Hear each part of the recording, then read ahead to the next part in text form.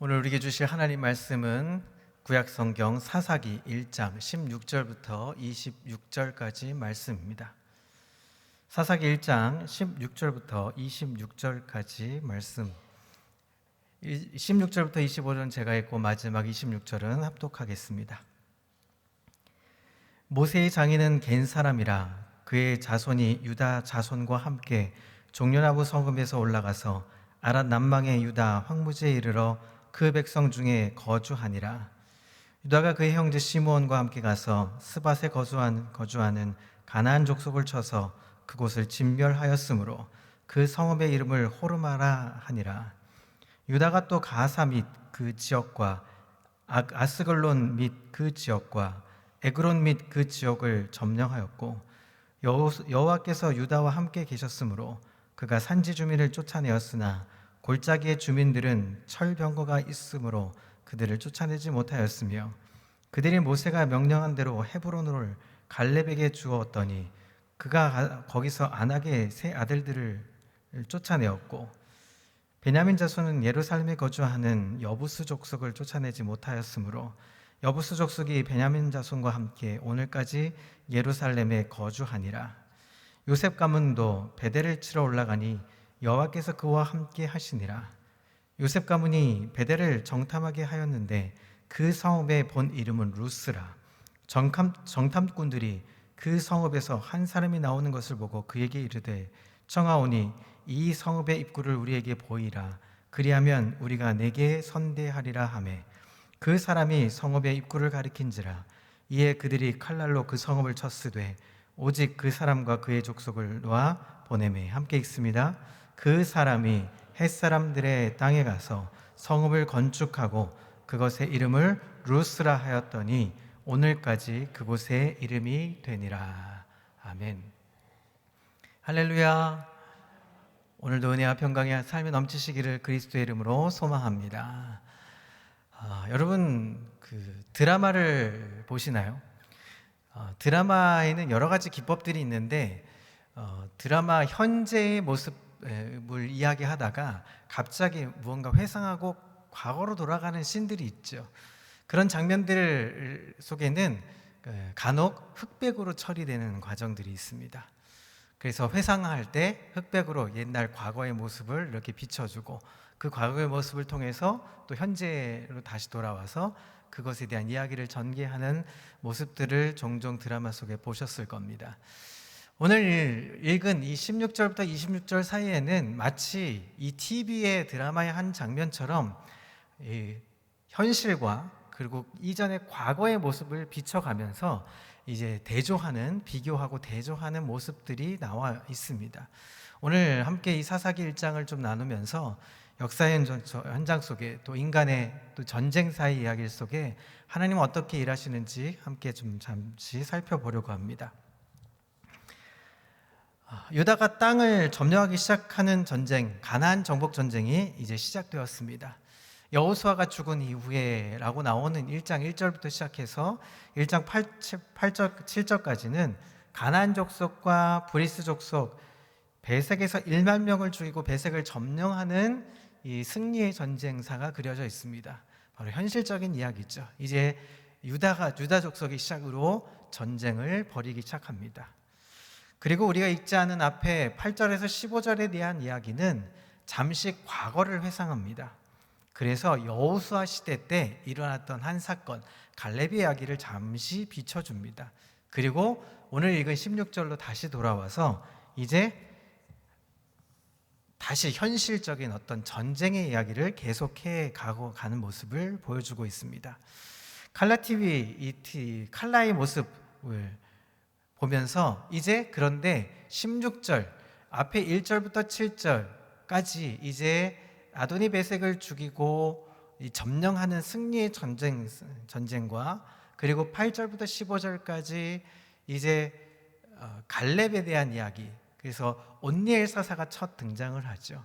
온니엘 사사는 비교적 하나님 앞에 충성되어 일했던 사사였습니다. 온니엘 이후에 에훗부터는 사실은 사사가 별 볼 일 없던 사사들이 많습니다. 여러분, 에훗하면 왼손잡이 사사였습니다. 여기에도 왼손잡이라는 뜻은 굉장히 하나님과는 거리가 먼, 당시에 왜 우리가 그렇잖아요. 지금은 그렇지 않지만 옛날에 저 어렸을 때도 왼손잡이 하면 뭔가 좀 부족하고 좀 연약한 모습을 그릴 때 왼손잡이 이렇게 표현을 합니다. 마치 그런 것과 같이 에웃 이제 사사부터는 이제 하나님의 온전하신 뜻을 이루고 가기에 부족한 사사들이 등장했다는 것입니다.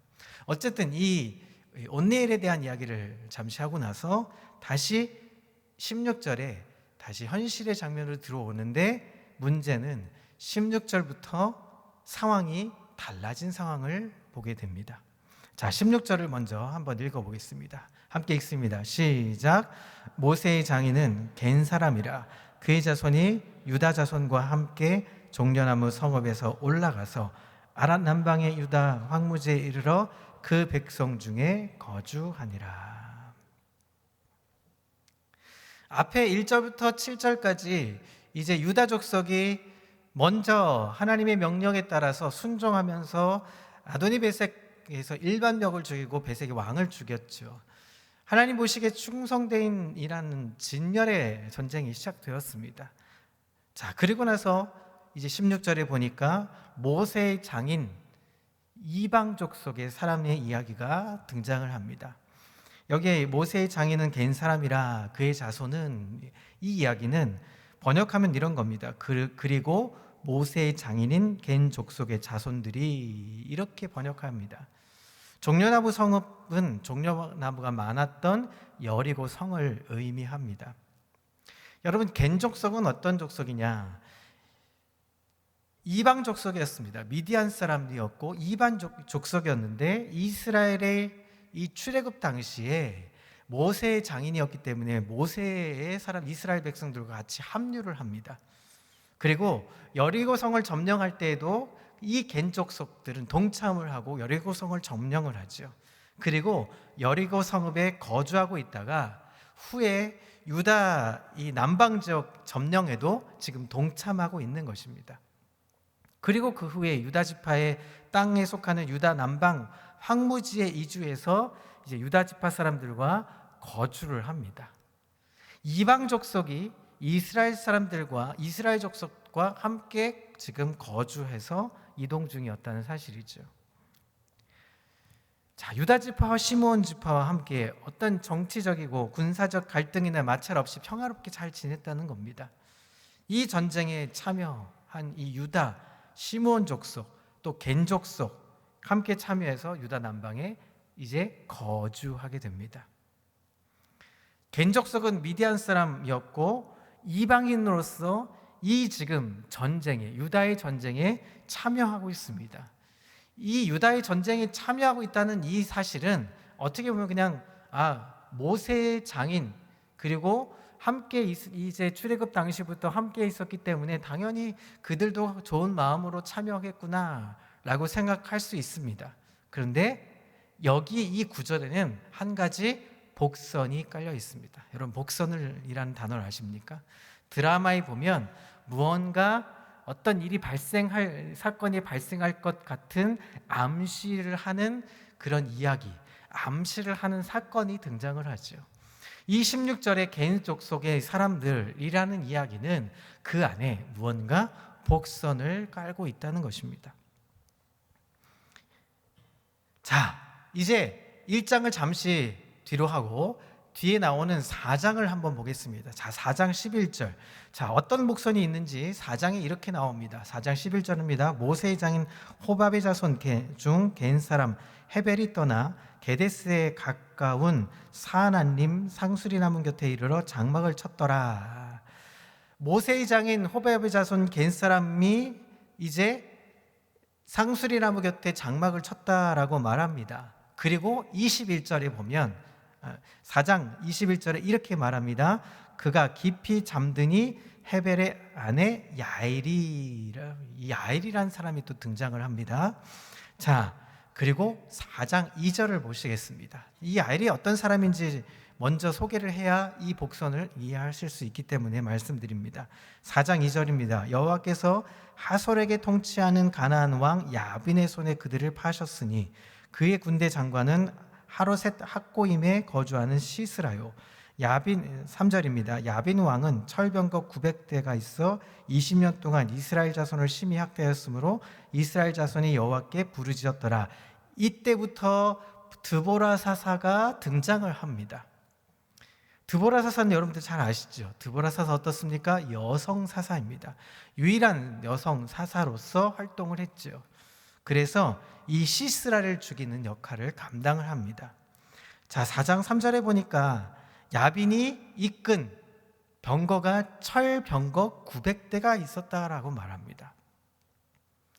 자, 다시 이제 본문으로 좀 돌아오겠습니다. 4장 이제 오늘 1장 19절입니다. 자, 19절을 함께 읽습니다. 시작. 여호와께서 유다와 함께 계셨으므로 그가 산지 주민을 쫓아내었으나 골짜기의 주민들은 철병거가 있으므로 그들을 쫓아내지 못하였으며. 자, 4장에도 보니까 뭐가 있었습니까? 야빈의 군대에 철병거가 있었다라고 말합니다. 그러면서 19절에 여호와께서 유다와 함께 계셨으므로 말하면서 그 산지의 주민을 쫓아내었는데 어디의 주민들은 쫓아내지 못하였다고 말합니까? 골짜기의 주민들은 쫓아내지 못했다라고 말합니다. 그러면서 뭐가 있습니까? 철병거가 있었기 때문에 쫓아내지 못했다라고 말합니다. 유다 자손의 진군을 가로막은 것이 뭐였다고 말하는 것이죠? 철병거 때문이다라고 말합니다. 지금으로 빌어서 말하자면 장갑차 부대가 있었다는 것이죠. 당시의 시대는 청동기 시대에서 철기의 시대로 넘어가는 시대였습니다. 청동기 문화를 갖고 있었던 이스라엘 백성들은 철기 문화를 갖고 있었던 이제 가나안 족속에 들어와서 싸움을 벌여야 했던 것이죠. 이스라엘은 철기가 없었습니다. 그들이 갖고 있는 무기는 청동기였습니다. 자, 무기적 격차가 심했던 것이죠. 청동기 무기와 철기 무기 칼이 싸우면 어떻게 됩니까? 청동기는 그냥 단칼에 부서집니다. 이런 거라고 보시면 됩니다. 요즘 전쟁이 있죠. 러시아와 우크라이나가 전쟁이 있는데 우크라이나 이 대통령이 요즘 이렇게 말을 합니다. 우리도 핵을 갖고 있었으면 이렇게 러시아가 쉽게 덤비지 못했을 거야 라는 생각을 가지게 됩니다. 핵을 가졌느냐 안 가졌느냐에 따라서 전쟁이 일어나느냐 안 가느냐의 판가름이 일어나는 것이죠. 자, 철병거 때문에 지금 길이 막혔습니다. 하나님이 함께 하셨던 유다 지파가 이제 산지에 있는 사람들은 쫓아냈는데 이제 광야에 있는 사람들은, 들판에 있는 사람들은 쫓아내지 못했다는 겁니다. 자, 앞서서 4장에 보셨던 야빈의 군대 장관을 죽은 것이 겐 족속의 사람, 그의 아내 야벨이라고 나옵니다. 야벨은 여인이었습니다. 그리고 이방 족속이었다는 사실이죠. 온니엘 이후에 에후부터는 온전한 사사들이 별 볼 일 없이 사역을 했습니다. 그리고 드보라 여성 사사가 등장했다는 이 사실은 어떤 문제가 있었을까요? 이방 족속의 여인이 군대 장관을 죽이기도 하고 이방 족속이 아닌 이 드보라 사사가 이제 그 이스라엘 진영에서 사사로 등장했다는 것은 그만큼 그 지역 안에, 이스라엘 지역 안에 문제가 있었다는 것을 드러내주고 있는 사실입니다. 이방 족속이 함께하는 이 전쟁 속에 유다라는 거대한 큰 족속이 있고 시므온이 연합하고 있는데, 그런데 지금 유다와 시므온을 하나님께서 쓰신 것이 아니라 이방 족속을 쓰시고 있다는 것입니다. 그만큼 지금 문제가 드러나기 시작했다는 사실입니다. 자, 그러면서 17절을 보시죠. 오늘 본문의 17절을 함께 읽습니다. 시작. 유다가 그의 형제 시므온과 함께 가서 스밧에 거주하는 가나안 족속을 쳐서 그곳을 진멸하였으므로 그의 성읍의 이름을 호르마라 하니라. 여기 스밧은 망대라는 뜻을 가지고 있습니다. 자, 그런데 16절부터 19절 사이에는 제일 많이 등장한 단어가 있습니다. 어느 족속입니까? 유다입니다. 유다가 가장 강했던 족속 유다가 이렇게 강조하고 있습니다. 자, 스밧이 이름이 바뀌었다고 그랬죠. 호르마라는 이름으로 바뀌었습니다. 이 지명의 뜻은 진멸하다라는 뜻을 갖고 있습니다. 굉장히 중요한 뜻입니다. 진멸하다. 이 호르마라는 뜻은 진멸하다. 하나님께서 이제 형제 시므온과 함께 가서 가나안 족속을 쳐서 그곳을 진멸했다라는 뜻을 갖고 있죠. 자, 이스라엘 백성이 이 스밧을 진멸한 후에 호르마라는 이름을 지었습니다.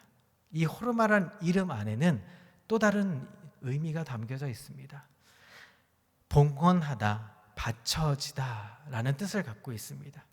진멸하다라는 뜻과 봉헌하다, 바쳐지다 라는 뜻을 가지고 있습니다. 이 봉헌이란 뜻에 호르마란 단어, 이 뜻에 이유가 있습니다. 이 성이 하나님의 명령대로 진멸이 되었고 하나님께 바쳐진 것이 되었다라는 것입니다. 그래서 그 지명의 이름을 호르마라는 이름으로 지었던 것입니다. 자, 이 지명의 이름은 이미 하나님께서 신명기서에 예고하셨던 장면입니다. 어떻게 진멸하라고 하셨는지, 하나님이 어떻게 명령하셨는지 신명기 20장 16절부터는 이렇게 이야기합니다. 오직 내 하나님 여호와께서 내게 기업으로 주시는 이 민족들의 성읍에서는 호흡이 있는 자를 하나도 살리지 말지니 곧 헷소 족속과 아모리 족속과 가나안 족속과 브리스 족속과 히위 족속과 여부스 족속을 내가 진멸하되 내 하나님 여호와께서 내게 명령하신 대로 하라. 이는 그들이 그 신들에게 행하는 모든 가증한 일을 너희에게 가르쳐 본받게 하여 너희가 너희의 하나님 여호와께 범죄할까 함이리라. 16, 18절이 굉장히 중요합니다. 왜 진멸을 해야 할까요? 그것은 그 신들에게 행하는 모든 가증한 일을 너희가 본받을까 봐 염려가 되니 모든 것을 진멸해서 하나님께 드리라 했던 것입니다. 진멸하라고 하는 이 명령 속에 하나님께 바치려면 어떻게 했다고요? 모든 것을 진멸시켜야 했던 것입니다. 그래야 하나님께 드릴 수 있는 것이고 봉헌할 수 있다는 것입니다. 하나님께 드린 것 속에 내 것은 하나도 남기지 말아야 한다는 것입니다. 우리가 드릴 때 어떻게 드려야 한다고요? 진멸하듯 내 안에 모든 것들을 다 내려놓고 하나님께 드려야 하는 것입니다. 그것이 진멸이라는 단어의 뜻이라는 겁니다. 좀 쉽게 예를 들어 드리겠습니다. 제가 크리스마스 때 아주 좋은 선물을 하나 받았습니다. 좋은 안경을 선물 하나 받았거든요. 이 안경 선물, 멋있는 안경 선물 받고 되게 좋아했습니다. 너무 좋았습니다. 그런데 이 선물을 쓰다가 한 주 지나서 엊그저께 갑자기 저한테 이 안경을 달라는 거예요. 자기가 일주일만 쓰고 또 돌려주겠다고. 자, 누구 걸까요? 이 선물은 제 겁니까? 준 사람의 것입니까? 제 거죠. 그럼 제 마음대로 할 수 있는 거죠. 선물이란 어떤 것입니까? 그 사람이 주게 되면 내 게 아니라 그 받은 사람 것이 되어진다는 겁니다. 무엇을 하든 쓰든 안 쓰든 아니면 주든 안 주든 누구 마음 거예요? 선물을 받은 사람 거가 되는 거죠. 그런데 옆에서 뭐예요? 자, 내가 줬으니까 일주일만 좀 쓸게. 일주일만 좀 써보고, 야, 내가 봐도 좀 너무 멋있는 것 같아. 내가 일주일만 좀 써보고 주면 안 될까? 그러면 이러면 좀 치사하잖아요. 그렇죠? 이럴 때 쓰는 단어, 아우 치사해라는 거. 마치 이런 겁니다. 우리 가운데 하나님께 드렸다 했을 때 이제는 누구 겁니까? 드린 것은 하나님 거가 되는 거죠. 다시 돌려달라고 요청할 필요가 없는 거죠. 그것은 어리석은 일입니다. 마치 그런 것과 같다라고 생각하시면 됩니다. 자, 이 온전히 바쳐진 것에 대한 또 예가 있습니다. 레위기서 27장에 보면 28절, 29절에 이렇게 나와 있습니다. 근데 그 위에 보면 소 제목이 하나 있는데요. 여호와께 온전히 바친 것에 대한 이야기가 등장합니다. 자, 28절, 29절을 함께 읽어보겠습니다. 시작. 어떤 사람이 자기 소유 중에서 오직 여호와께 온전히 바친 모든 것을 사람이든지 가축이든지 기업에 바치든지 팔지도 못하고 무리지도 못하나니 바친 것은 다 여호와께 지극히 거룩함이며 온전히 바쳐진 그 사람은 다시 무르지 못하나니 반드시 죽일지니라. 한번 바쳐진 것, 온전히 바쳐지면 물을 수가 없는 것이 하나님께 바쳐진 것입니다. 달라고 요청할 필요도 없는 것이죠. 오히려 온전히 바친 것을 다시 무르겠다고 얘기하면 죽는다라는 것입니다. 이것은 돌이킬 수 없는 헌신입니다. 완전히 바쳐졌기 때문에 돌이킬 필요가 없는 것이죠.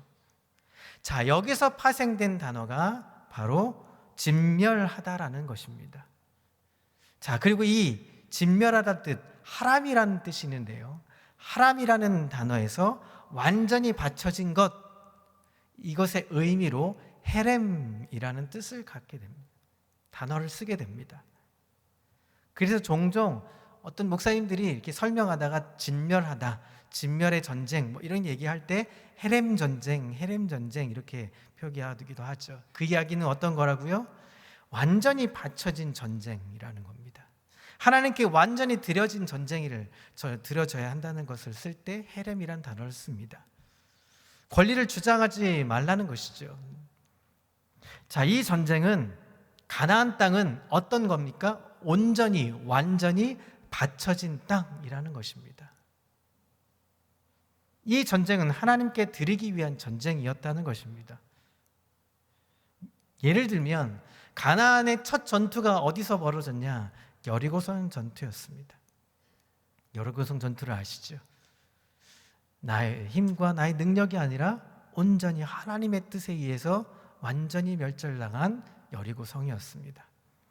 이것은 그들의 힘이 아니라 하나님이 함께 하셨다는 것에 대한 증명입니다.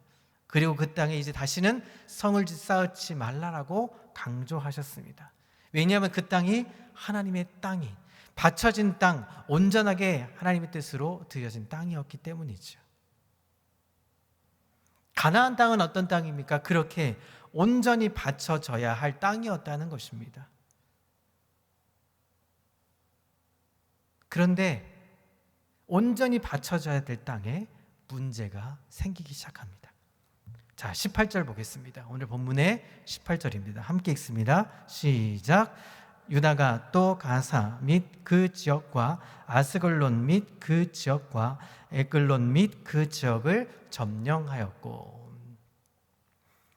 지역이 세 번 강조합니다. 가사 및 그 지역, 아스글론 및 그 지역, 에글론 및 그 지역. 그 지역은 도시를 감싸고 있는 경계를 이야기합니다. 성과 그 모든 주변을 다 어떻게 했다는 겁니까? 온전히 점령했다, 진멸했다는 뜻을 갖고 있는 겁니다. 그래서 그 이름을 호르마, 헤렘에서 파생된 호르마라는 단어를 붙여진 겁니다. 자, 그러면서 이제 다시 민수기 21장에 보면 이것이 왜 호르마가 필요했는지 다시 한번 이 증명해내는 단어를 이렇게 써보고 있습니다. 자, 민수기서 21장 1절부터 3절입니다. 네겝에 거주하는 가나안 사람 곧 아라세 왕 이스라엘이 아다림 길과 온다함을 듣고 이스라엘을 쳐서 그 중 몇 사람을 사로잡은지라. 이스라엘이 여호와께 서원하여 이르되 주께서 만일 이 백성을 내 손에 넘기시면 내가 그들의 성읍을 다 멸하리라. 여호와께서 이스라엘의 목소리를 들으시고 가나안 사람을 그들의 손에 넘기심에 그들과 그들의 성읍을 다 멸하니라. 그러므로 그곳 이름을 호르마라 하였더라. 여기 민수기에 나오는 사건은 좀 다른 사건입니다. 다른 사건이지만 같은 맥락을 가지고 있습니다. 완전히 전멸시키고 진멸시켜서 하나님 손에 넘겨드리고 하나님은 그들의 손에 넘겨서 완전히 봉헌된 드려진 곳이 바로 호르마라는 것입니다. 자, 그런데 이렇게 진멸의 전쟁을 벌이고 하나님께 바쳐져야 할 이 전쟁이 반전이 일어나기 시작합니다. 자, 19절을 보겠습니다. 19절 함께 있습니다. 시작. 여호와께서 유다와 함께 계셨으므로 그 산지 주민을 쫓아내었으나 골짜기의 주민들은 철병거가 있으므로 그들을 쫓아내지 못하였으며.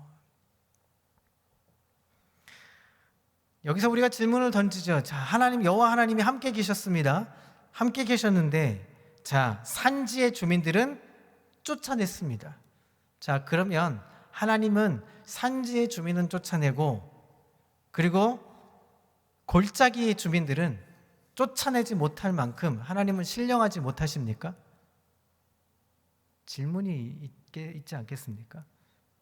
마치 하나님은 산신령처럼 산에 계시니까 산 위에 있는 산지의 주민들은 쫓아내고, 여기 골짜기는 아주 이렇게 이렇게 협곡 같은 데가 아닙니다. 넓은 평지를 얘기합니다. 골짜기에 있는 사람들은, 주민들은 쫓아내지 못할 만큼 하나님이 능력이 없으셨을까요? 그렇지 않습니다. 다시 칼라의 현실의 장면을 다시 과거로 돌립니다. 그것이 20절의 이야기입니다. 과거를 회상합니다. 20절 보겠습니다. 함께 읽습니다. 시작. 그들이 모세가 명령한 대로 헤브론을 갈렙에게 주었더니 그가 거기서 아낙의 세 아들을 쫓아내었고. 아니, 갑자기 유다의 전쟁에, 가나안 땅을 정복하는 전쟁에 다시 과거의 갈렙에 대한 이야기를 갑자기 회상시킵니다. 이 갈렙이 왜 나왔을까요? 자, 그것은 여호수아 14장으로 다시 한번 돌아가야 됩니다. 오늘 좀 바쁘죠? 좀 바삐. 이 이야기의 결론을 맺기 위해서 바삐바삐 좀 가야 합니다. 여호수아 14장 12절부터 14절입니다. 그날에 여호와께서 말씀하신 이 산지를 지금 내게 주소서. 당신도 그날에 들으셨거니와 그곳에는 아낙 사람이 있고 그 성읍들은 크고 견고할지라도 여호와께서 나와 함께 하시면 내가 여호와께서 말씀하신 대로 그들을 쫓아내리이다 하니, 여호수아가 여분네의 아들 갈렙을 위하여 축복하고 헤브론을 그에게 주어 기업을 삼게 하매 헤브론이 그니스 사람 여분네의 아들 갈렙의 기업이 되어 오늘까지 이르렀으니 이는 그가 이스라엘의 하나님 여호와를 어떻게 했다고요? 온전히 쫓았습니다. 여러분, 지금 이 전쟁은 어떤 것입니까? 하나님이 함께 하시지 않아서 쫓아내지 못한 것이 아니라는 사실을 보여주고 있는 것입니다. 하나님께서 함께 하셨음에도 불구하고 그들은 무엇 때문에 지금 주저합니까? 이 가나안 족속의 철기 문화였던 철병거 때문에 멈칫하고 있던 것입니다. 이스라엘 백성들은 지금 철병거 때문에 자리를 주저앉아 버린 것입니다. 85세 된 이 노인이었던 갈렙은 여호와를 온전히 쫓아가고 있는데 이스라엘 백성들은 어떻게 하고 있습니까? 하나님과 함께함에도 불구하고 그들은 하나님을 쫓지 않았던 것입니다. 온전하게 헤렘의 전쟁을 벌이지 않았던 것입니다. 온전하게 봉헌하는 전쟁을 벌이지 않았다는 사실입니다. 자, 이 전쟁은 어디까지 가야 합니까? 다윗 때까지 계속됩니다. 이 전쟁의 끝은 다윗 때 이 전쟁이 마무리되어집니다. 이때까지 계속해서 역사는 실패의 역사로, 가나안 땅을 온전히 점령하지 못한 실패의 전쟁으로 계속 가고 있는 것입니다. 자, 그러면서 22절을 보시죠. 22절입니다. 요셉 가문도 베델을 치러 올라가니 여호와께서 그와 함께 하시니라. 요셉 가문에 있는 족속은 에브라임과 므낫세 장자 지파입니다. 유다와 에브라임 북쪽에, 유다는 남쪽을 점령합니다. 남쪽 유다는 철병거로 진멸하지 못하고 봉헌하지 못한 상태가 되었고, 이제 북쪽은 함께 하신다는 것을 전제로 해서 점령해 가기 시작합니다. 그러면서 23절에 이렇게 말합니다. 요셉 가문이 베델을 정탐하려 하였는데 그 성읍의 본 이름은 루스라. 이 루스라는 곳은 결국은 나중에 베델이라는 이름으로 바뀌는 곳입니다. 24절입니다. 정탐꾼들이 그 성읍에서 한 사람이 나오는 것을 보고 그에게 이르되 청하노니 이 성읍의 입구를 우리에게 보이라. 그리하면 우리가 내게 선대하리라 하매 그 사람이 성읍의 입구를 가리킨지라. 이에 그들이 칼날로 그 성읍을 쳤으되 오직 그 사람과 그의 가족을 놓아 보내매. 지금 25절을 다시 한번 띄워주시죠. 25절을 함께 다시 한번 읽겠습니다. 시작. 그 사람이 성읍의 입구를 가리킨지라. 이에 그들이 칼날로 그 성읍을 쳤으되 오직 그 사람과 그의 가족을 와보내매. 여러분, 그의 사람과 그의 가족은 우리가 일반적으로 말하는 가족이 아닙니다. 당시에 씨족들, 동족들, 종족을 의미하는 넓은 의미의 단어입니다. 그러니 많은 사람들이, 많은 우상 숭배자들이 어떻게 했다고요? 그대로 놓아주었다라고 말하는 것입니다. 그러면서 해족석 26절에 그 사람이 해족석 햇사람의 땅에 가서 성읍을 건축하고 그것의 이름을 루스라 하였더니 오늘까지 그곳의 이름이 되니라. 다른 루스가 생겼습니다. 처음에 루스는 어땠습니까? 하나님의 땅으로, 하나님의 집으로 바뀌어진 이름이 되었죠. 그런데 지금 어떤 루스입니까? 다른 정체성을 가진 루스, 우상 숭배가 넘쳐나는 루스의 지역으로 바뀌었다는 사실입니다. 여러분, 암이 발생하면 어떻게 됩니까? 암은 완전히 제거해야 되죠. 제거하지 못하면 어떻게 됩니까? 전이가 됩니다. 여러분, 전이 되었다고 자, 여기서 머물러. 넌 여기서 머물러. 내가 그냥 간직하고 있을게. 이런 사람도 있겠습니까? 전이 되면 어떻게 합니까? 완전하게 제거하기 위해서 항암 치료, 방사선 치료, 여러 가지 치료들을 받게 되죠. 그래서 어떻게 합니까? 완전히 제거하고 그것이 어느 정도의 시간이 지났을 때 이제 완치가 되었다고 선언받게 되는 것이죠. 지금 전쟁의 승리 와중에서 지금 여전히 철병어 때문에, 그리고 그들의 잔꾀로 인해서 어떻게 합니까? 그 전쟁은 완전히 실패한 전쟁으로 계속 바뀌고 있습니다. 그러면서 27절에부터는 우리가 읽은 27절부터 읽지 않은 이 부분은 34절까지 어떻게 되어 있습니까? 계속해서 27절에도 쫓아내지 못했고, 또 28절에도 쫓아내지 못하고, 29절에도 쫓아내지 못하고, 30절에도 쫓아내지 못했다라고 계속 반복합니다. 그리고 34절에 이렇게 말합니다. 아모리 족속의 단 자손을 산지로 몰아넣고 골짜기에 내려오기를 용납하지 아니하였으며 라고 말합니다. 이 이야기는 가나안에 있는 아모리 족속이 단 자손을 산지에 몰아넣고 반대로 역전되었습니다. 이스라엘 족속들이 그들을 쫓아내지 못한 연고로 오히려 반대로 이스라엘 족속들이 가두어져서 골짜기에서 밑으로 내려오지 못하게 만들었다는 사실입니다. 역전이 되어버렸습니다. 하나님께서 정해놓으신 약속의 땅 가나안 땅이었습니다. 그냥 가서 하나님의 말씀대로 하면 되는 땅이었습니다.